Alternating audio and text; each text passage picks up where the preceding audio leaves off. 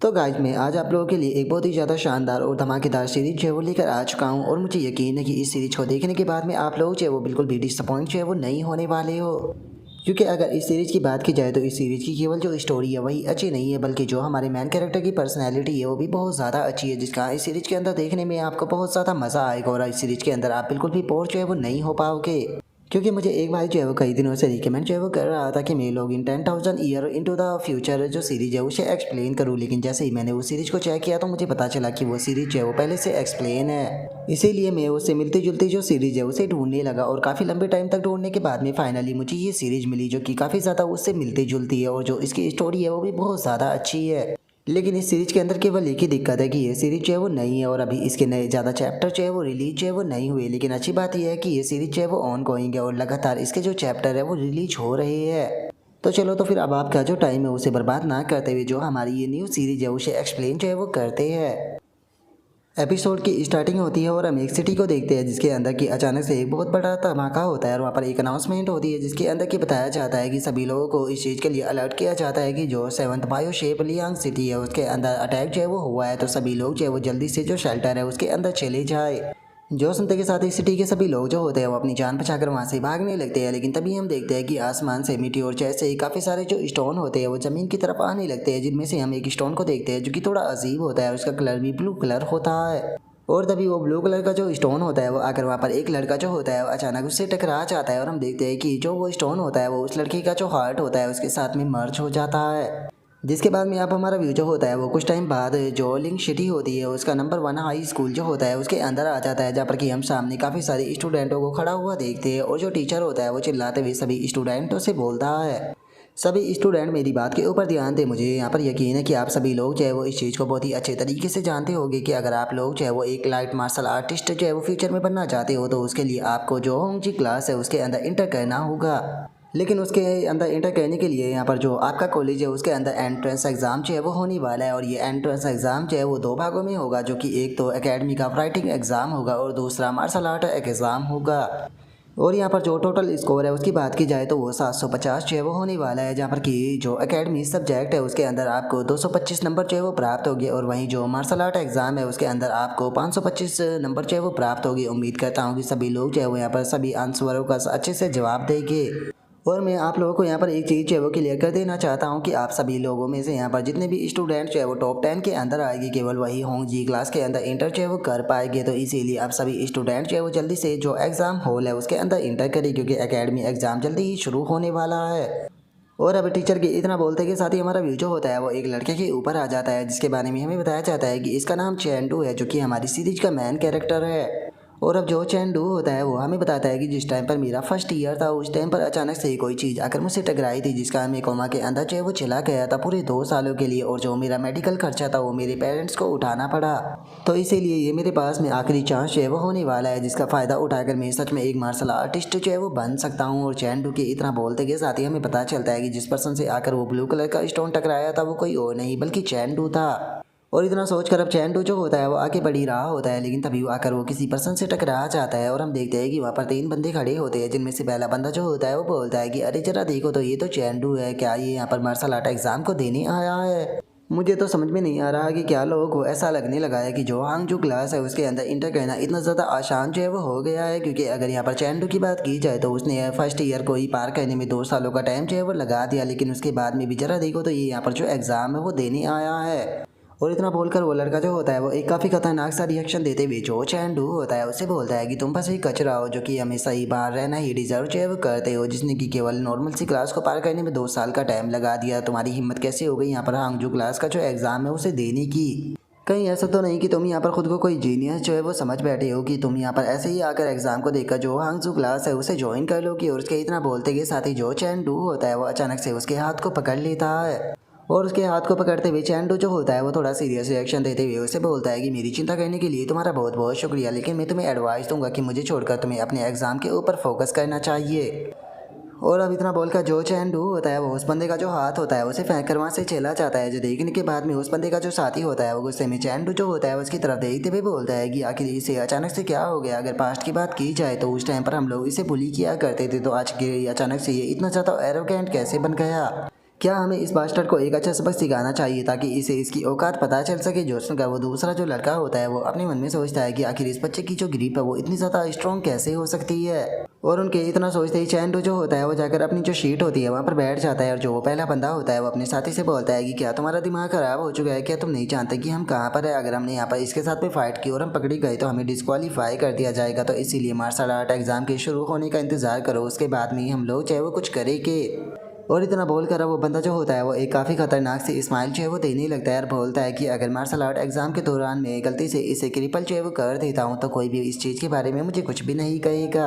और उनके इतना सोचते के साथ ही अब चैन जो होता है वो अपना जो एग्ज़ाम होता है उसे देने लगता है और वहाँ पर एग्ज़ाम देते हुए अपने मन में सोचता है कि यहाँ पर जो क्वेश्चन पूछे गए हैं वो कॉमन एक्नॉलेज के है, जिसमें कि मुझसे पूछा गया है कि यहाँ पर जो करंट वर्ल्ड है उसका बैकग्राउंड और जो इंटेल डे है हाई मार्शल आर्ट कैलेंडर का वो कब शुरू हुआ था। अगर इसका जो जवाब है उसकी बात की जाए तो सन 2842 में जो दूसरे वर्ल्ड की सिविलाइजेशन थी उसने अर्थ के बारे में पता कर लिया था और अर्थ के ऊपर अचानक से अटैक कर दिया, जिसका जवाब देते हुए जो ह्यूमैनिटी थी उसने भी उनके ऊपर न्यूक्लियर वेपन से अटैक किया,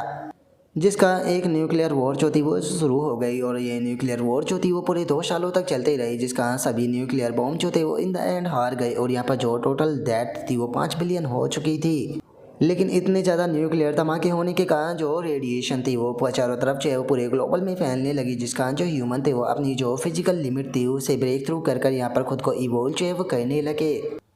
और सन 2860 अगस्त 27 को यहाँ पर जितने भी एडल्ट थे उन सभी की जो लाइफ इंटेंसिटी थी वो लेवल 2 पर जो है वो पहुँच गई थी। और उसी दिन को यहाँ पर जो ओल्ड एरा था उसका एंड मार्क जो है वो कर दिया गया और इससे अलग वो एक न्यू एरा की शुरुआत थी जिसे कि intel day of martial art calendar का नाम दिया गया।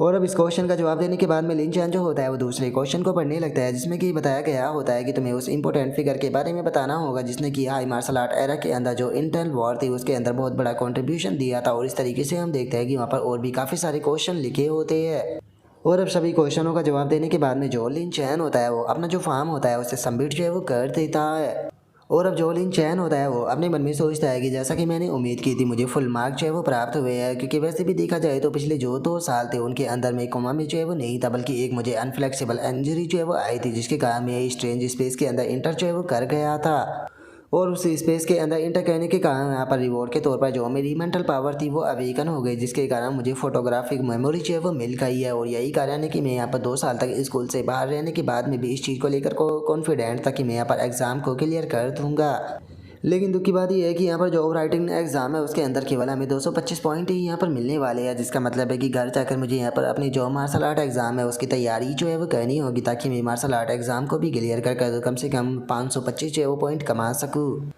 और अब इतना सोचते के साथ ही हम देखते हैं कि चैंडू जो होता है वो अपने घर पर आ चुका होता है और बोलता है कि डैड मैं वापस आ गया। जो सुनते के साथ ही चैंडू का जो डैड होता है वो बोलता है कि अरे तुम बिल्कुल परफेक्ट टाइम पर आए हो क्योंकि जो खाना है वो तैयार हो चुका है। और उसके इतना बोलते के साथ ही हम देखते हैं कि चैंडू की पॉकेट से एक पेपर जो होता है वो निकल के गिर जाता है। जो देखकर चैंडू की जो सिस्टर होती है वो उस पेपर को उठाने लगती है और उसे उठाते हुए जो चैंडू होता है उसे बोलती है कि जरा देखो तो तुम कितने ज़्यादा लापरवाह जो है वो हो चुके हो, तुम इस तरीके से जो अपना एडमिशन टिकट है उसे नहीं खो सकते हो। और अब चैंडू की सिस्टर के इतना बोलते के साथ ही हम देखते हैं कि वे सभी जो होते हैं वो खाने की टेबल पर बैठ जाते हैं और जो चैंडू का फादर होता है वो टेबल पर खाना लगाने लगता है।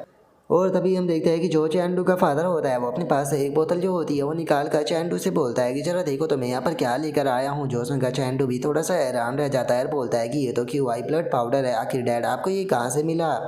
जो सुनकर चैंडू का जो फादर होता है वो हंसते हुए चैंडू जो होता है उसे बोलता है कि तुम जो हांगजू क्लास है उसके लिए एग्जाम जो है वो देने वाले हो, इसीलिए मैं तुम्हारे लिए थोड़ा क्यू आई ब्लड पाउडर जो है वो बाय कर लेकर आ गया ताकि तुम्हारा जो स्कोर है वो थोड़ा बूस्ट हो सके। और अपने फादर की इस बात को सुनकर चैंडू जो होता है वो थोड़ा सा दुखी होते हुए अपने फादर से बोलता है कि फादर अगर सच बताऊँ तो मैं इस तरह की चीज़ों के बिना भी यहाँ पर पास जो है वो हो जाऊँगा, आपको यहाँ पर इस तरह की चीज़ों में पैसा बर्बाद करने की कोई ज़रूरत नहीं। जो सुनकर चैंडू का फादर जो होता है वो चैंडू के पास में आकर हंसते हुए उसे बोलता है कि बेफालतू की चीज़ों को सोचकर अपने टाइम को बर्बाद जो है वो नहीं करो। देखा जाए तो मैं एक मार्शल आर्टिस्ट जो है वो नहीं हूँ, लेकिन मैं यहाँ पर तुम्हारे लिए और तुम्हारी सिस्टर के लिए कम से कम यहाँ पर थोड़ी तो मेहनत कर ही सकता हूँ। और जो हमारी फैमिली है वो कम से कम यहाँ पर जो 2 मार्शल आर्टिस्ट है उनके खर्चों को तो अफोर्ड ही कर सकती है, तो इसीलिए तुम्हें चिंता करने की कोई ज़रूरत नहीं है, तुम अपने आराम से खाना खाओ। और अब अपने फादर की इस बात को सुनकर जो चैंडू होता है वो भी मुस्कुराते हुए अपने फादर को ओके जो है वो बोल देता है, जिसके बाद में हम देखते हैं कि चैंडू जो होता है वो अब अपने रूम के अंदर आ चुका होता है। और अब जो चैंडू होता है वो अपने मन में सोचता है कि क्यूआई ब्लड पाउडर की अगर कॉस्ट की बात की जाए तो वो 20,000 है, जिसे बाय करने के लिए मुझे अपनी जो फैमिली सेविंग है उसका इस्तेमाल करना पड़ेगा। लेकिन अगर आज की सोसाइटी के अंदर तुम जिंदा रहना चाहती हो तो तुम्हें मार्शल आर्टिस्ट बनना ही होगा, नहीं तो तुम अपनी फैमिली तक को यहाँ पर प्रोटेक्ट जो है वो नहीं कर सकते हो। इसीलिए मेरा कल का जो एग्ज़ाम है वो कितना ज़्यादा स्मूथली जो है वो जाने वाला है, ये सारी चीज़ें जो है वो आज रात पर ही डिपेंड जो है वो करने वाली है कि आज रात की जो मेरी ट्रेनिंग है वो कैसी गुजरती है। और अब इतना सोच कर चैंडू जो होता है वो अपनी आंखों को बंद कर लेता है और अचानक से ही हम देखते हैं कि चैंडू जो होता है वो एक अलग ही स्पेस जो होता है वहाँ पर आ चुका होता है। और अब वहाँ पर आने के बाद में चैंडू जो होता है वो अपनी जो शोर होती है उसे उठाते हुए अपने मन में सोचता है कि पिछले 2 सालों से मैं रोजाना जब भी सोता हूँ तो मैं अचानक से जो ये क्रिस्टल स्पेस है इसके अंदर आ जाता हूँ। अगर इस क्रिस्टल स्पेस की बात की जाए तो यहाँ पर बहुत सारे मॉन्स्टर जो है वो मौजूद है, जिनका कि एक ही गोल होता है कि यहाँ पर जो ये क्रिस्टल है इसे डिस्ट्रॉय करना है, और वही मेरा गोल होता है कि मुझे इन मॉन्स्टरों से फाइट करते हुए इस क्रिस्टल को प्रोटेक्ट करना है।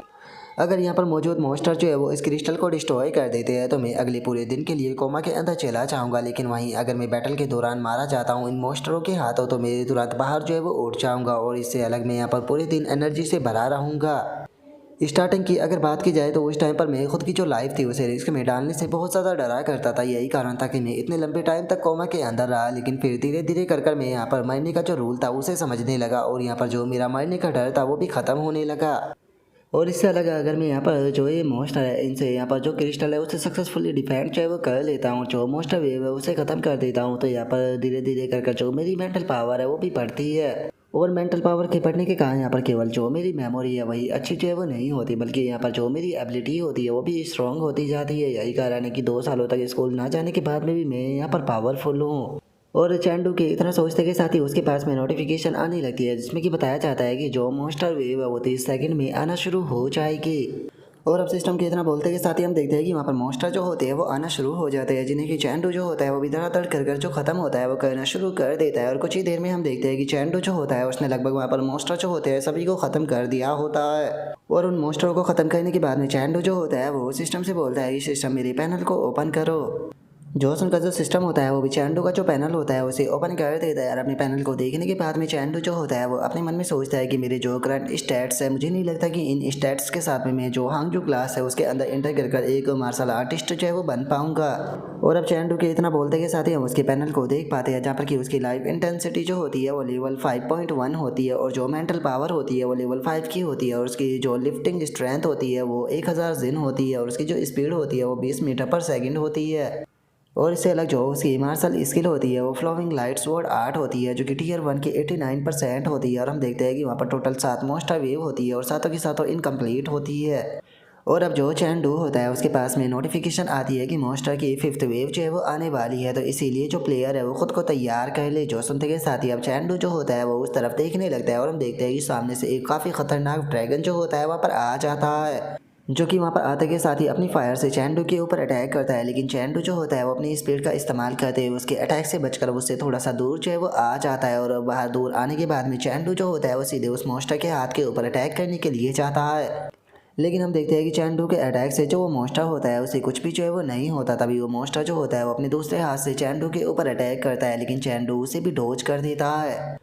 और उसके अटैक को डॉज करने के बाद में चैंडू जो होता है वो अपने अटैक को बनाते हुए मन में सोचता है कि पिछले काफ़ी लंबे टाइम तक मैंने इस मॉन्स्टर के साथ में यहाँ पर फाइट की है, जिसका मैं इसके अटैक पैटर्नों को बहुत ही अच्छे तरीके से मॉनिटर जो है वो किया करता था, जिस कारण धीरे धीरे कर मैं इस लेजर्ड के अटैक पैटर्न को समझने लगा। और इतना सोचकर चैंडू जो होता है वो सीधे जाकर उस मॉन्स्टर के पेट के ऊपर एक काफ़ी पावरफुल अटैक जो है वो करता है। लेकिन हम देखते हैं कि चैंडू के अटैक के कारण वो मॉन्स्टर ज़मीन पर तो गिरता है, लेकिन उसे कोई ज़्यादा चोट जो है वो नहीं आती। उल्टा अटैक करने के कारण हम देखते हैं कि चैंडू के हाथ में ही चोट जो है वो आ जाती है, जिसे देखकर चैंडू हैरान होते हुए अपने मन में सोचता है कि डैमेज इस मॉन्स्टर की खाल बहुत पावरफुल है। नहीं, मैं फाइट के दौरान बिल्कुल भी केयरलेस जो है वो नहीं हो सकता हूँ, क्योंकि मेरा जरा सा केयरलेस होना यहाँ पर मुझे काफ़ी ज़्यादा नुकसान जो है वो पहुँचवा सकता है। और जो चैंडू होता है उसके इतना सोचते के साथ ही ड्रैगन वापस से उसके ऊपर अटैक करता है, लेकिन चैंडू जो होता है वो अपनी स्पीड का इस्तेमाल करते हुए वापस से अटैक को डोज कर देता है। और अटैक को डॉज करने के बाद में चैंडू अपने मन में सोचता है कि मुझे खुद को शांत रखना होगा, इस बार चाहे वो जीत यहाँ पर मेरी ही होगी। और अब इतना सोचते के साथ ही चैंडू जो होता है वो उसके अटैकों को डॉज करते हुए सीधे हवा में जंप जो है वो लगा देता है, और हवा में जंप लगाकर सीधे जो वो ड्रैगन होता है उसके मुंह की तरफ अटैक करने के लिए जाने लगता है। लेकिन तभी हम देखते हैं कि वो ड्रैगन जो होता है वो अपने हाथ से चैंडू के ऊपर अटैक करता है, लेकिन चैंडू उसके इस अटैक को भी डॉज कर देता है। जो देखकर वो ड्रैगन तो होता है वो चैंडू के ऊपर अपनी फायर से अटैक करता है, लेकिन चैंडू इस बार भी अपनी स्पीड का इस्तेमाल करते हुए उसके फायर अटैक को डोज कर देता है। जिसके बाद में चैंडू जो होता है वो अपने मन में सोचता है कि मेरी बॉडी छोटी है, जिसके कारण मैं यहाँ पर स्पीड का एडवांटेज उठाकर इसके अटैकों से बच पा रहा हूँ। और अब इतना सोचते के साथ ही चैंडू जो होता है वो अटैकों को डॉज करते हुए सीधे जो वो ड्रैगन होता है उसके हाथ के ऊपर आ जाता है। और हाथ के ऊपर आने के बाद में जो चैंडू होता है वो भागते हुए जो वो ड्रैगन होता है उसके ऊपर आकर सीधे जो उसकी गर्दन होती है उसकी तरफ अटैक करने के लिए आने लगता है। और हम देखते हैं कि चैंडू एक बहुत पावरफुल अटैक सीधे उस ड्रैगन के सर के ऊपर करता है। और इस बार का चैंडू का अटैक इतना पावरफुल होता है कि वो ड्रैगन भी जमीन पर गिर जाता है। और जो चैंडू होता है वो उस ड्रैगन को बिल्कुल भी टाइम ना देते हुए सीधे उसकी गर्दन को ही काट देता है। और अब जो चैंडू होता है उसके पास में नोटिफिकेशन आती है कि मुबारक हो, तुमने यहाँ पर जो मोस्टर अटैक की 5 वेव थी उसे सक्सेसफुली डिफेंड जो है वो कर लिया है, जिसका तुम्हारी जो मेंटल पावर है वो एक लेवल इंक्रीज हो चुकी है। और चूंकि जो होस्ट है उसने यहाँ पर पहली डिफेंस वेव को कंप्लीट जो है वो कर दिया है, इसीलिए उसे यहाँ पर एक मेथड मिला है जिसका नाम की वर्ड इमोर्टल विजुअलाइजेशन मेथड है। और अब इस चीज़ को सुनकर जो चैंडू होता है वो भी काफ़ी हैरान रह जाता है। हैरान होते हुए अपने मन में बोलता है कि अगर देखा जाए तो यहाँ पर जो मेंटल पावर है उसके बारे में ज़्यादा सोचने की कोई ज़रूरत नहीं, लेकिन अगर जो विजुअलाइजेशन मेथड है इसकी बात की जाए तो ये बहुत ज़्यादा इंपॉर्टेंट चीज़ है। क्योंकि अगर मुझे सही से याद है तो एक बार स्कूल के अंदर जो विजुअलाइजेशन मेथड था उसके बारे में एक्सप्लेन जो है वो किया गया था, जो कि एक रेयर टाइप की टेक्निक होती है जिसकी मदद से आप अपनी जो मेंटल पावर होती है उसे कल्टीवेट कर पाते हो। देखा जाए तो मैं अपनी जो मेंटल पावर है उसे यहाँ पर जो सिस्टम रिवॉर्ड है उसकी मदद से यहाँ पर इंक्रीज जो है कर सकता हूँ, लेकिन अगर मेरे पास में इसका कल्टीवेशन मेथड भी आ जाता है तो मेरी मेंटल पावर की जो इंक्रीज होने की स्पीड है वो 2 गुना हो जाएगी, जो कि सच में बहुत अच्छा है। और चैंडू के इतना सोचते के साथ ही उसके पास में नोटिफिकेशन आती है कि जो होस्ट है वो तैयार हो जाए, क्योंकि जो मोस्टर की नेक्स्ट वेव है वो जल्दी ही शुरू होने वाली है। जो सुनकर चैंडू भी सामने की तरफ देखने लगता है, लेकिन जैसे ही वो सामने का नज़ारा देखता है तो वो हैरान रह जाता है, क्योंकि हम देखते हैं कि वहाँ पर बहुत सारे जो मॉन्स्टर होते हैं वो आ चुके होते हैं, जिनके की शरीर का ही साइज तकड़ा नहीं होता बल्कि वे उस ड्रैगन के मुकाबले भी ज़्यादा पावरफुल लग रहे होते हैं। उन्हें देखने के बाद में तो अब बेचारा जो चैंडू होता है वो भी कुछ भी नहीं बोल पाता। और अब चैंडू जो होता है वो अपने रियल वर्ल्ड के अंदर आ जाता है, जहाँ पर आकर वो अपने मन में सोचता है कि अगर उनके लाइफ इंटेंसिटी लेवल की बात की जाए तो उनका लेवल मुझसे एक ज़्यादा था। इससे अलग उनकी संख्या जो थी वो टोटल 30 थी। यहाँ पर मेरे पास में कोई भी चांस नहीं है कि मैं यहाँ पर उन लोगों को हरा पाता। छोड़ो, वैसे भी अभी इस मैटर के बारे में सोचकर कोई भी फ़ायदा जो है वो नहीं होने वाला। अभी के लिए सबसे ज़्यादा ज़रूरी यही है कि मुझे जो ये विजुअलाइजेशन मेथड है इसके बारे में देखना चाहिए और इसे स्टडी करना चाहिए। देखते हैं कि इससे मुझे क्या बेनिफिट मिलता है। और इतना बोलते के साथ ही वो विजुअलाइजेशन मेथड को पढ़ने लगता है, जिसका हम देखते हैं कि वो अचानक से एक अलग ही स्पेस में आ जाता है। लेकिन सामने के नज़ारे को देखकर उसकी आंखें खोली की खोली जो है वो रह जाती है, क्योंकि हम देखते हैं कि चैंडू के सामने एक बहुत ही खतरनाक और डरावना सा मॉन्स्टर जो होता है वो मौजूद होता है, जिसके कि शरीर का साइज़ भी बहुत ज़्यादा बड़ा होता है। और जो चैंडू होता है वो उसके सामने किसी कीड़े की तरह लग रहा होता है।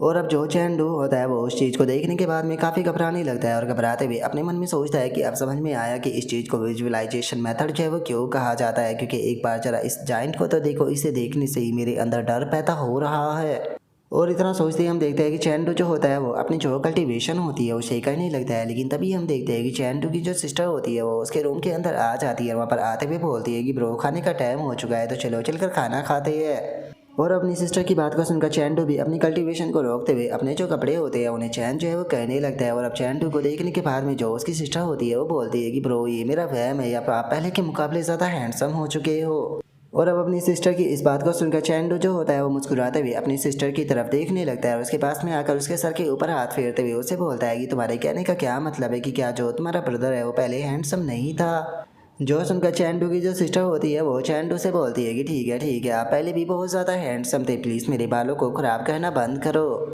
जो सुनकर अब चैंडू जो होता है वो भी वहाँ से चला जाता है, और जो उसकी सिस्टर होती है वो अपने ब्रदर की तरफ देखते हुए बोलती है कि क्या सच में जो मेरा भाई है वो पहले इतना ही हैंडसम था, मुझे ऐसा नहीं लगता। और उसके इतना बोलते के साथ ही हम देखते हैं कि चैंडू जो होता है वो बाथरूम में आ चुका होता है। वहाँ पर आकर खुद को देखते हुए बोलता है कि ओ, मैं पहले के मुकाबले थोड़ा डिफरेंट जो है वो लग रहा हूँ, शायद ये उसी विजुअलाइजेशन मेथड के कारण जो है वो हुआ होगा। और चैंडू के इतना बोलते ही अब हम थोड़ी देर बाद का सीन देखते हैं, जहाँ पर कि चैंडू जो होता है वो जाने ही लगता है चाहते हुए अपने फादर से बोलता है कि डैड मैं जा रहा हूँ, आप लोग अपना ध्यान रखना। जो सुनते के साथ ही चैंडू का फादर भी बोलता है कि ठीक है, तुम भी अपना ध्यान रखना। और अब चैंडू के फादर के इतना बोलते के साथ ही हमारा व्यू जो होता है वो नंबर 1 हाई स्कूल का जो जिम वाला एरिया होता है वहाँ पर आ जाता है। और हम देखते हैं कि चैंडू जो होता है वो वहाँ पर अपने जो मसल्स होते हैं उन्हें फ्री कर रहा होता है और वहाँ पर अपने मसल्स फ्री करते हुए बोलता है कि सच में वर्ड इमोर्टल विजुअलाइजेशन मेथड जो है वो बहुत ही ज़्यादा इफेक्टिव है, क्योंकि मैं अपनी बॉडी के अंदर जो यहाँ पर इम्प्रूवमेंट है उसे फील कर सकता हूँ। और चैंडू के इतना बोलते के साथ ही अचानक से हम देखते हैं कि पीछे से कोई चैंडू को आवाज़ लगाते हुए बोलता है कि अरे ज़रा देखो तो ये तो हमारे स्कूल का जीनियस चैंडू है ना, जिसे कि स्टडी से 2 साल के लिए सस्पेंड जो है वो कर दिया गया था। जो सुनकर चैंडू भी अब उस तरफ देखने लगता है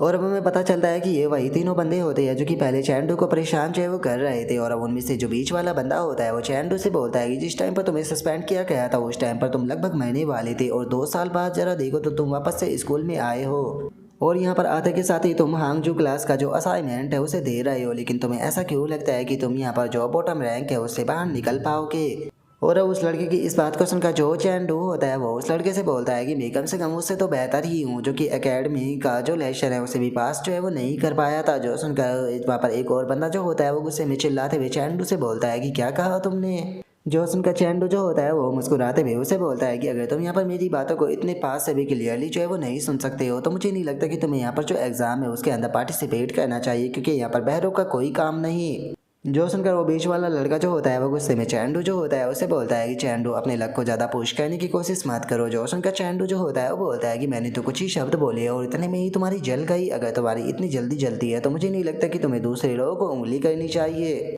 और उसके इतना बोलते के साथ ही अचानक से एक लड़का उन दोनों के बीच में आ जाता है और बोलता है कि ठीक है इस मैटर को यहीं पर ही ख़त्म करते हैं, क्योंकि जल्दी ही एग्ज़ाम शुरू होने वाला है और जो टीचर है वो यहाँ पर आ जाएगी और अगर उन्हें इस चीज़ के बारे में पता चला तो दोनों ही तरफ बहुत ज़्यादा नुकसान होगा। जो सुनकर अभी तीनों जो होते हैं वो भी गुस्से में वहाँ से जाने लगते हैं और जो बीच वाला लड़का होता है वो गुस्से में चैंडू से बोलता है कि चैंडू बस तुम थोड़ी देर इंतज़ार करो, मैं इस चीज़ का पे तुम्हें ज़रूर कराऊंगा।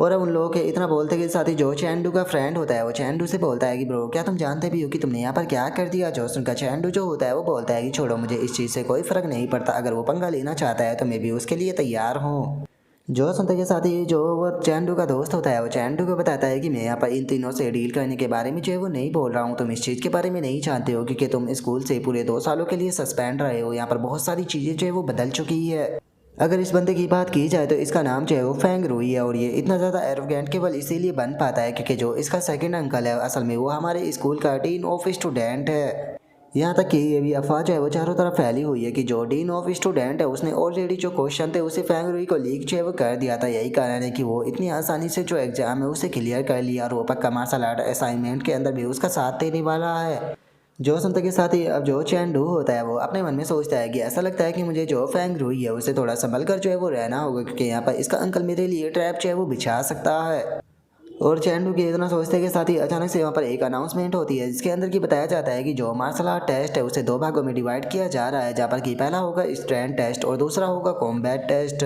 तो इसीलिए जितने भी यहाँ पर कैंडिडेट है वे सभी के सभी लोग जो है वो एक जगह पर पहुँच जाए, क्योंकि जल्दी ही आप लोगों का जो स्ट्रेंथ टेस्ट है वो शुरू होने वाला है। जो सुनते के साथ ही अब चैंडू जो होता है वो भी आकर लाइन में लग जाता है और जो उसका दोस्त होता है उससे बोलता है कि एग्जाम जो है वो जल्दी ही शुरू होने वाला है, तुम्हें ज़्यादा नहीं सोचना चाहिए, चलो लाइन में लगते हैं। जो सुनते के साथ ही चैंडू का जो दोस्त होता है वो बोलता है कि फिर भी तुम्हें संभल कर रहना होगा।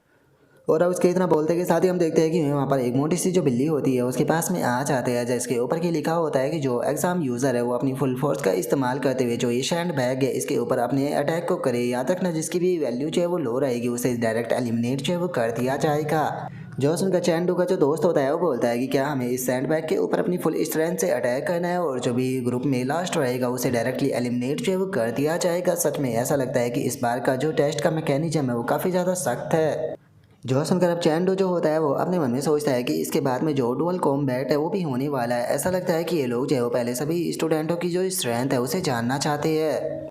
तो इसीलिए मुझे इसे जल्दी से ख़त्म करना होगा। और इतना सोचकर चैंडू अपने पंच को बना लेता है। वहीं हम दूसरी तरफ जो वो लड़का होता है उस फेंग रूई उसे देखते हैं जो कि अपने पंच को बनाते हुए बोलता है कि इसे तो क्लियर करना मेरे लिए पीस ऑफ केक जो है वो होने वाला है। और अब फेंग रूई के इतना बोलते के साथ ही अनाउंस होता है कि अब जो फर्स्ट ग्रुप का असाइनमेंट है वो शुरू होता है। जो सुनते के साथ ही फेंग रूई और चैंडू दोनों ही वहाँ पर पूरी तरीके से तैयार हो जाते हैं और जो फेंग रूई होता है वो अपना सीधे पंच जो होता है वो सैंड बैग की तरफ मार देता है।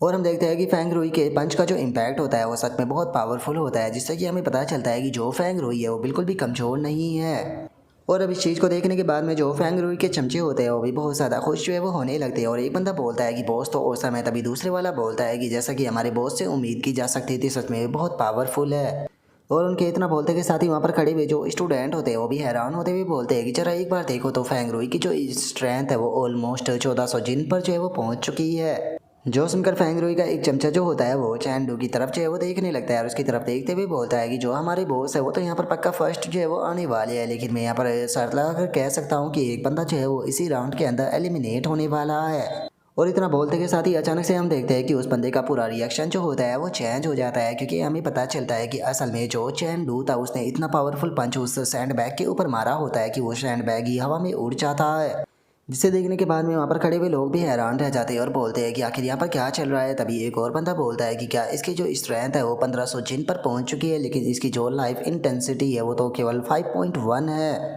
जो सुनकर फैंग रुई जो होता है वो भी उस तरफ देखने लगता है। तभी एक और बंदा जो होता है वो बोलता है कि आखिर जो चैंडू है वो किस क्लास से है, और अगर इसके पास में इतनी अमेजिंग स्ट्रेंथ है तो लास्ट ईयर के जो ग्रेड थे उसके अंदर ये टॉप 50 में क्यों नहीं था। और उनके इतना बोलते के साथ ही अब जो चैंडू का दोस्त होता है वो भी खुश हो जाता है और खुश होते हुए बोलता है कि जैसा कि मेरे भाई से उम्मीद की जा सकती थी। और इतना बोलकर वो अपने मन में सोचता है कि मुझे तो समझ में नहीं आ रहा कि मेरा ब्रदर चैंडू जो है वो इतना ज़्यादा अमेजिंग कब से हो गया। और उसके इतना बोलते के साथ ही हमारा व्यू जो होता है वो टीचर के ऊपर आ जाता है, जो कि इस चीज़ को देखकर अपने मन में सोचता है कि जिन लोगों की लाइफ इंटेंसिटी जो होती है वो लेवल 5.1 होती है, उनकी जो पंचिंग पावर होती है वो 1000 जिन होती है, लेकिन इसकी पंचिंग पावर तो 1500 जिन पर पहुंच चुकी है। देखा जाए तो इस प्रकार की स्ट्रेंथ तो जो हाउंची क्लास है उसके स्टूडेंट भी नहीं कर सकते हैं, जबकि ये तो एक रेगुलर क्लास का स्टूडेंट है, तो फिर ये ऐसा कैसे कर सकता है, कहीं इसके पास में मार्शल स्किल तो नहीं। और इतना बोल सोच कर वो वहाँ पर खड़ी हुई जो लड़की होती है उससे बोलता है कि ठीक है मुझे चैंडू की फाइल दिखाओ।